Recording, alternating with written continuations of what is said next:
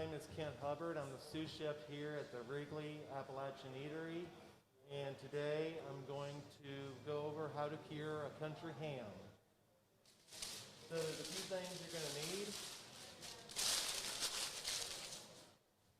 First thing you're going to need is your green ham. Green ham is just a term that they use. It's an uncured raw ham, skin still on, and it's going to be, you want about 20 to 25 pound average to start. At least that's where I like to go. Also, you'll need unwaxed butcher paper to wrap your ham in. And this is just so moisture can escape the ham and it holds the cure on. Now your cure is going to be something different. I'm making enough cure to do 2 hams. So I've got a little bit more than I'm going to need for this one. And I'm going to start off with 4 pounds of fine ground sea salt and 1 pound of dark brown sugar. I like the dark brown sugar over light brown sugar. It has a little more of a molasses content, so you get a little bit richer of a flavor. But I've always done 4 to 1 salt to sugar. You get the sugar up higher than that, and you do more of a sugar cure, and then it won't last as long, and it's higher possibility for mold growth during the curing and aging process. The sugar will help to prevent that, or the salt will help to prevent that. So we'll start off 4 pounds of sugar into a bowl, or 4 pounds of salt into a bowl, 1 pound of brown sugar,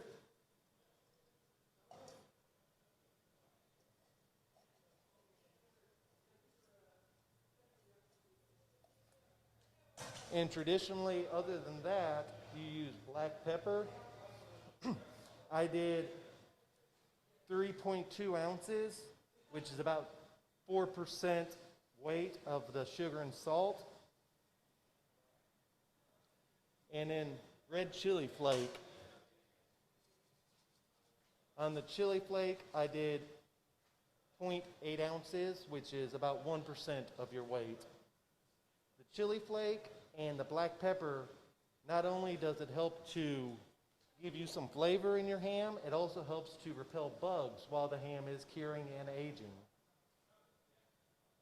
Also, this isn't required, but I'm not going to smoke this ham after it's cured. I'm just using some smoked paprika to add that smoky flavor and to give it a little more color.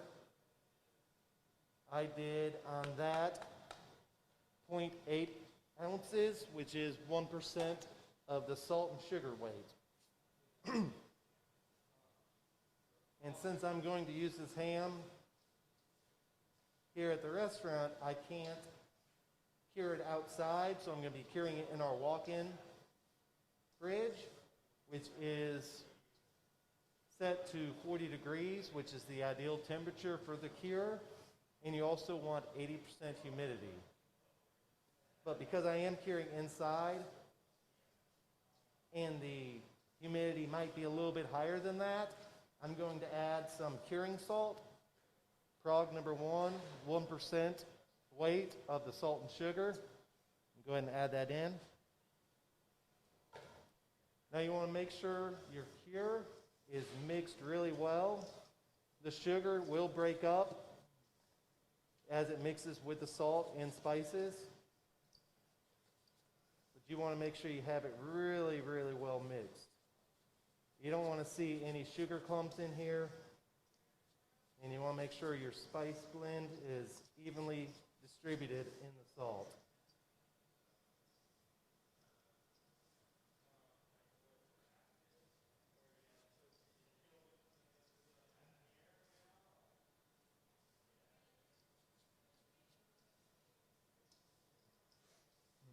This curing mix, you can always change it a little bit with some different spices, maybe add some aromatics.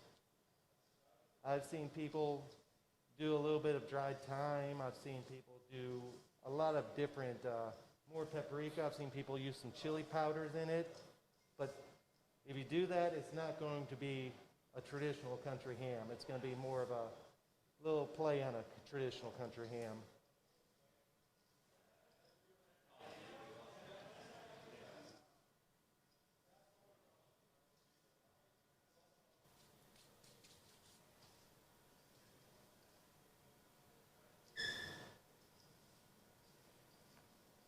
Okay, once your cure is really well mixed, you can set that aside a little bit. And this is going to be our ham we're going to cure. I always like to just put a little bit of the cure down for the ham to sit on.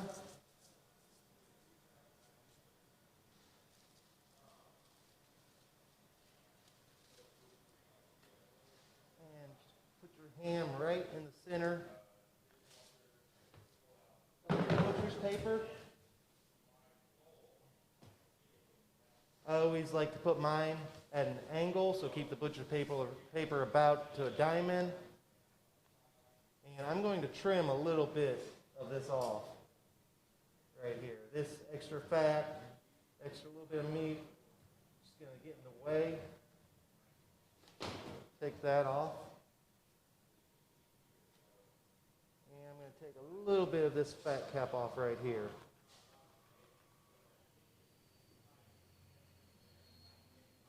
Okay.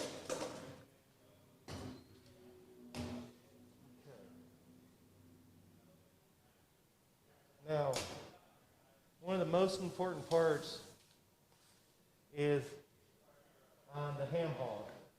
This ham hock is going to be the vital thing to stuff cure to keep the ham from going bad.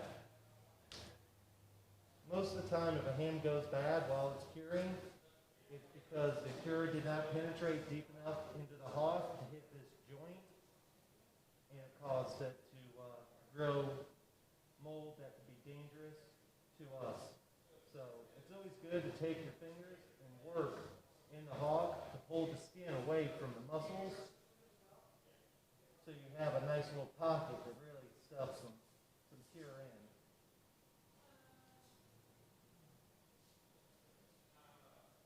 Once you have that all loosened up, you can start with a couple handfuls.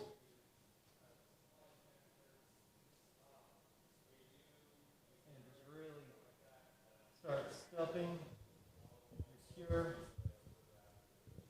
up under the skin.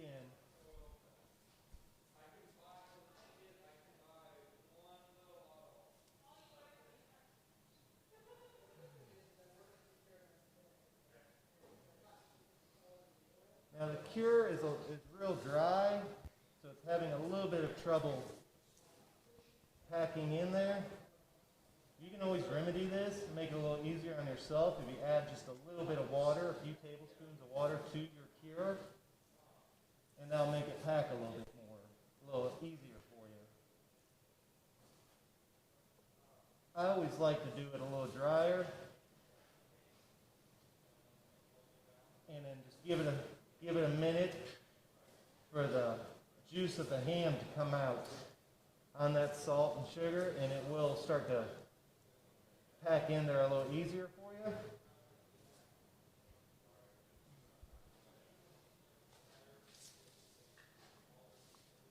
And I'm going to turn this around, and we're going to start on this big exposed section of meat. Start a handful and just try to push it on in there. You don't have to pull the skin away.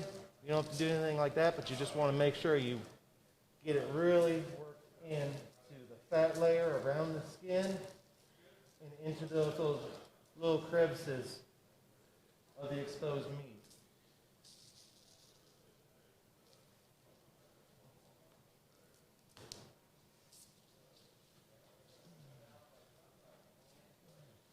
Work it in with your fingers.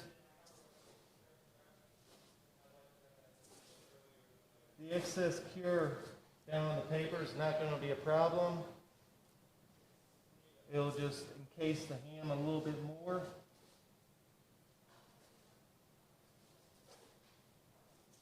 The cure won't penetrate through the skin,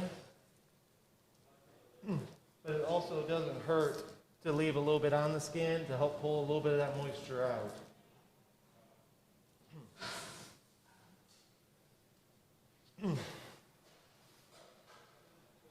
One of the things that makes a country ham is you do lose about 20% water weight from the original weight of the ham. This one was 23 pounds, 8 ounces.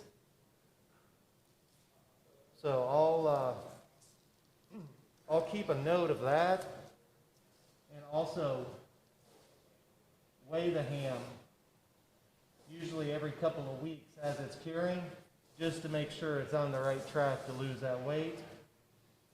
The other thing that makes a true country ham is a 4% salt content through the entirety of the meat, which you're not going to get that from the curing process. That 4% salt will penetrate through during the aging process.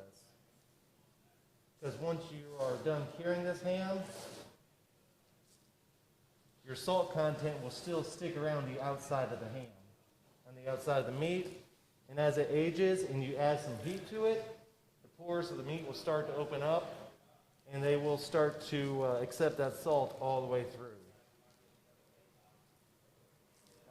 My cure process is about 2 days per pound, but where I'm curing this one in a walk-in fridge instead of outside in a barn or in a garage or a ham house, I'm going to go for 60 days just to be safe, to make sure that it loses all that water weight it needs to, because the humidity might be a little bit high in our walk-in.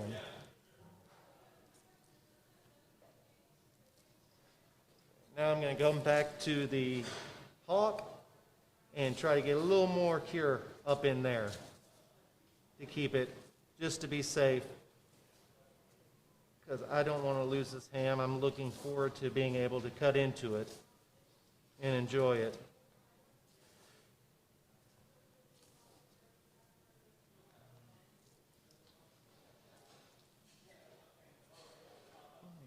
After I get it packed in real well, then I just take an extra handful and really make a good cap on top of that hawk,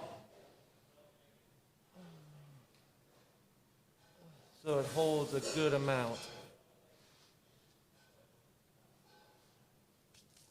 And one thing I've learned, a little trick that helps sometimes to make sure that joint doesn't get that makes sure the joint gets enough cure to it, is I'll take right along the bone line and just pile a little bit more cure on the skin.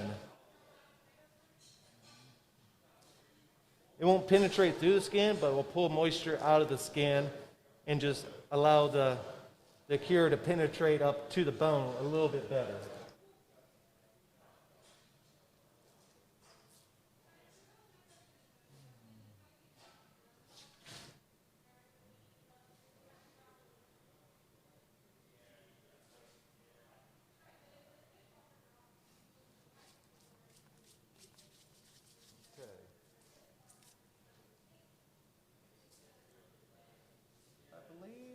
I have it coated pretty well. A little bit right there.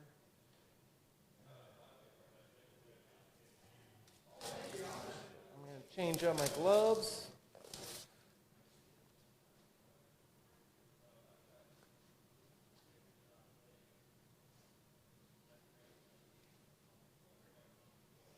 Now the next step is going to be wrapping the ham with the butcher's paper.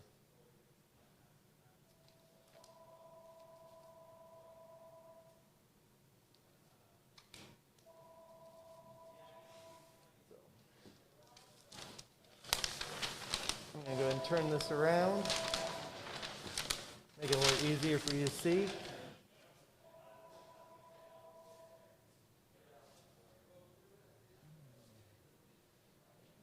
start with this front corner. Pull it straight up. Make sure I have plenty of cure up against that hawk. And come down with it. Straight down, hold it tight. Pull the corners in.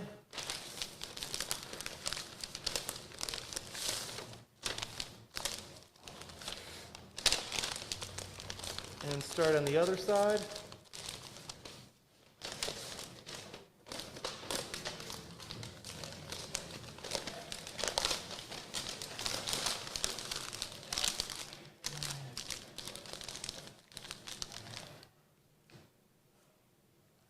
I went ahead and pre-ripped off some tape to tape this. I learned the hard way the first time I made a country ham that you want to make sure you have everything ready for you. You don't want to have to use your hands to grab at anything. You don't want to wipe your face because your hands are covered with sugar, salt, and pepper flake, and it's just going to be a really bad time if you touch your face or get that anywhere else that might cause some burning. You don't have to tape it as well as I am. I'm just being a little extra cautious on it just to make sure it doesn't come loose. I want to make sure all that cure stays in. And this ham is a nice tight fit so the cure doesn't slide around. Another item you need is a ham sock. It's traditionally called. It's just this cotton mesh net to put the ham in. These are available online. They're extremely cheap, easy to get. I don't recommend reusing them for multiple hams just because you are growing some bacteria on these. It's always nice to get a new one. Traditionally, pillowcases have been used also. I'd make sure it's 100% cotton and no chemical treatment on it. But the sock works the best just because it does pull itself tighter with the weight of the ham. So you start at the hawk. You want this seam to be right on the hawk. And then slowly pull it up. Oop. Oh, I had a rip.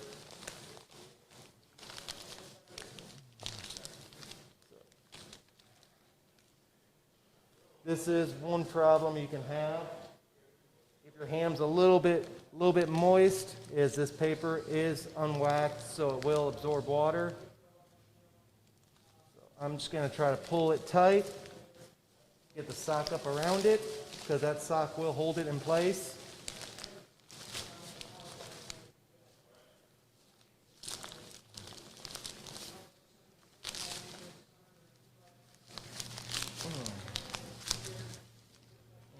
Slowly work it up. You want the hawk to be on the bottom because it will pull the ham with its own weight into more of a teardrop shape. And that will help to let the moisture run down. And just give it a little bit of a shake. Let it work its way down. You can go for about a 16-inch ham sock. This one is a lot longer, but the way I have to hang mine, I need the extra slack at the end to hang it. So I went with a 24-inch ham sock.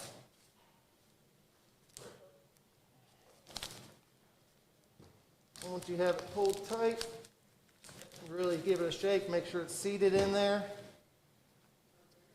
And I like to tie mine at the top.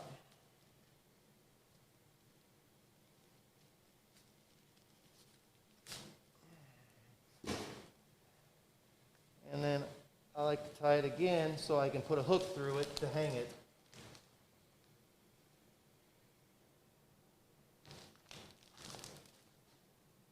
And as soon as the hook gets in it, pull tight to the hook, and then you have a little bit of a distance so you can hang it. I'm going to be carrying this one in the walk-in fridge, so I will have to put drip pans underneath it. If it is out in a barn or in a ham house, you don't have to, but you will accumulate some drippings, and that causes insects and pests, rodents, anything else to be attracted to it. You want to make sure when you are curing it, you need about 40 degrees of temperature. So usually November, late October, early November is a great time to cure ham if you do have a ham house. 80% humidity is ideal for curing, but I know with certain amateurs it's not really feasible to get 80% humidity, which I think I'm going to be sticking around 85 to 90%. And that's why I use the curing salt to give it a little bit help to start that curing process. Again, I'm going to do this one for about 60 days, and when that's done, I'm going to pull it out of this sock, remove the paper, and give it a dry brush. If there's any mold on it, it's usually a healthy mold, closer to a penicillin than a harmful mold, but I will take a mixture of warm water and 10% vinegar and give it a little wash. You can add some extra aromatic seasoning at this point if you want to it. I won't. I want it to be more of a pure traditional ham. So then I will put it back in the sock in the same manner and hang it again for the aging process. You want to start off closer to 50 degrees for the first week to 2 weeks, and then let the temperature come up. 75, 80 degrees for I do 3 at the minimum, but 6 months to 9 months would be ideal of letting it hang. When it's hanging to age, that's when the skin's going to get its nice dark amber color, and it's going to really come out with that unique flavor that a country ham has, that little bit of funkiness. Everything is going to come from that aging process. And it will hopefully be as good as the last ham I've done. But one thing with country hams that I've learned is it's more of an art than a science. You have to have a good feel for it. And it's always fun to experiment a little bit, try some different flavor profiles, and enjoy yourself with it. This is a really fun, easy type of cure that I believe about anyone can do at home and find an ideal location to age, to cure, to store it. But here is your finished ham ready to cure. Thank you for joining me and watching. I'm Chef Kent Hubbard here at the Wrigley Appalachian Eatery, downtown Corbin on Main Street. Please come and see us, and we'd love to have you to come and try some of our food we put a lot of hard work into, and love to support our local community and local farmers. Thank you very much, and hopefully next year I'll be able to see everyone in person at Dumplings and Dancing.